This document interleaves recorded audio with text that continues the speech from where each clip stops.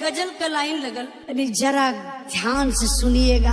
राती के राजा जी भैये के पाजा जी, मजा में हमारा के देनी हंसता जाजी।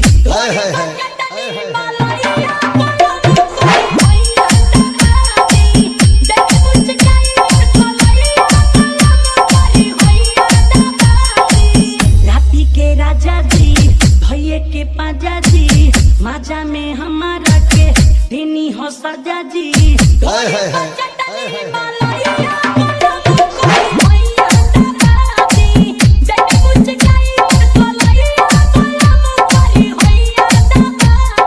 DJ